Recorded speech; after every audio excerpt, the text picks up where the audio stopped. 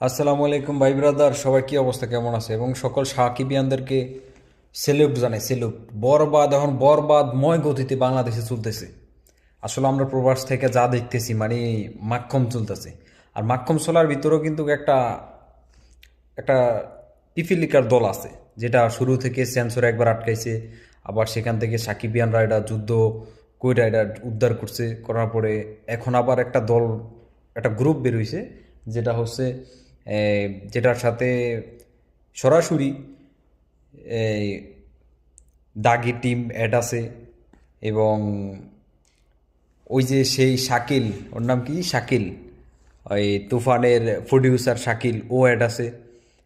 আরও বিভিন্ন কিছু ফ্যাক সাকিবিয়ান আছে, সবাই মিলে এখন সাকিব খানের পিছিয়ে নাম রাখছে যে বরবাদ নামাইতে হবে। বরবাদকে চাইলে নামার দেবো না, কখনো না। কেন? বরবাদ এখন বরবাদের গতিতে চলতেছে। বাংলাদেশের 120টা হল পেয়েছে, 120টা এখন বরবাদ গতিতে চলতেছে।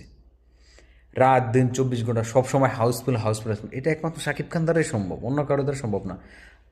আমরা সাকিবানরা কী করতে হবো, আগামীকাল যদি স্টার সিনেপ্লেক্স যদি আমাদের শো যদি কমানো হয়, আমরা কিন্তু ছেড়ে দেবো না। আমরা আবার সেই সেন্সরের সময় আবার আমরা ময়দানে নামবো, আবার আমরা শো বাড়াবো। কারণ আমাদের সিনেমাটা চলতেছে, ভালো চলতেছে। বাংলাদেশের ইতিহাসে এমন শ্রেষ্ঠ বড় সিনেমা প্রথমবার এত ভালো চলতেছে। আমরা এই সিনেমাটা কেন নষ্ট করব?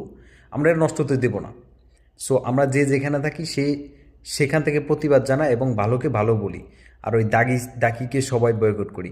শাকিল হলো শাকিল, প্রডিউসার শাকিল, যেটা হলো শারিয়ার শাকিল, যেটা দাগি সিনেমার প্রডিউসার।